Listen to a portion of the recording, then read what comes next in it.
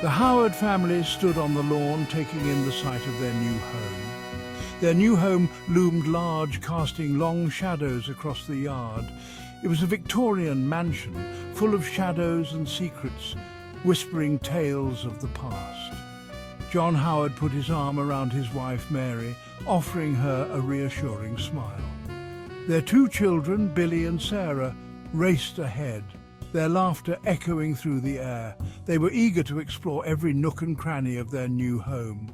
"It's a bit creepy, don't you think?" Mary asked, her voice tinged with uncertainty.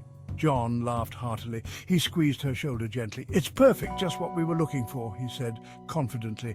But even as he spoke, a shiver ran down his spine, a fleeting moment of doubt.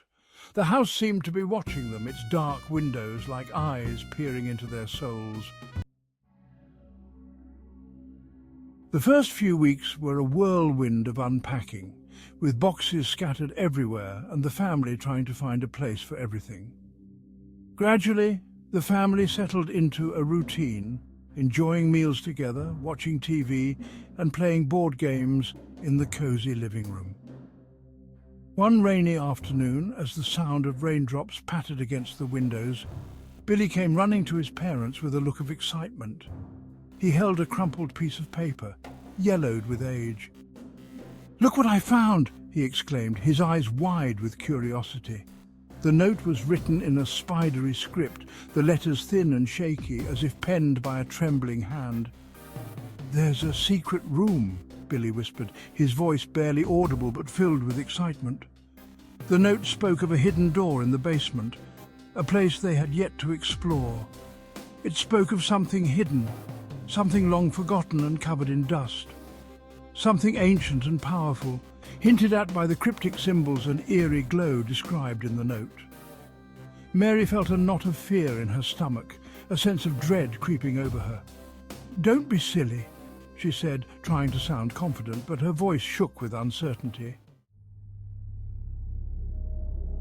John led the way down the creaking basement stairs. The air was thick with dust and the smell of mildew. Cobwebs clung to their faces. A single bare bulb cast long shadows. Sarah shivered. "I don't like this," she whispered. They searched for hours. They found nothing. Just as they were about to give up, John saw it. A faint outline of a door, hidden behind a tapestry. Excitement battled with fear. Section 4. A glimpse behind the wall. The door creaked open, a musty smell wafted out. John peered into the darkness. It was a narrow passageway. The air was cold, deathly cold. He felt a prickle of fear on the back of his neck. "Let's go back," Mary whispered. But Billy and Sarah pushed forward, their eyes bright with excitement. John took a deep breath. He knew he couldn't let them go alone. They stepped into the passage. The door slammed shut behind them. Section 5. The ancient chest. The tunnel seemed to go on forever. Finally, they reached a small, dusty room. In the center sat a large wooden chest, its surface carved with strange symbols. The air was heavy, oppressive. John reached out and touched the lid of the chest. It was ice cold. He hesitated. What if something was inside, something dangerous? But his children were watching, their eyes wide with anticipation. He slowly lifted the heavy lid. Section 6. Whispers from the past. In the dimly lit room, shadows danced on the walls as the old book creaked open, revealing secrets long forgotten. The chest was filled with yellowed parchment, strange artifacts, and a single photograph. Each item seemed to whisper tales of a bygone era, stories waiting to be uncovered. John picked up the photograph, his fingers trembling slightly as he brushed off the dust. The image felt oddly familiar, as if it was calling out to him. It showed a group of people standing in front of the house. The house looked grand yet foreboding, its windows like eyes watching over the years. Their faces were pale and drawn, etched with expressions of sorrow and despair. It was as if the photograph had captured their very souls.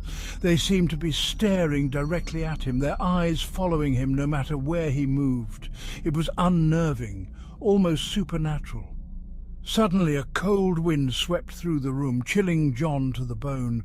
The air grew heavy with an unspoken tension. The candles flickered and died, plunging the room into darkness. The silence that followed was deafening, filled with an eerie anticipation. John felt a presence behind him. He turned slowly, his heart pounding in his chest. He wasn't alone. The room seemed to close in around him. Standing in the doorway was a shadowy figure, its eyes glowing with an eerie light. John gasped, his breath catching in his throat. The figure spoke, its voice a dry, rasping whisper that sent shivers down John's spine. The words were barely audible, yet they carried a weight of foreboding. "You should not have come here." The warning hung in the air, a chilling reminder of the secrets that should have remained buried.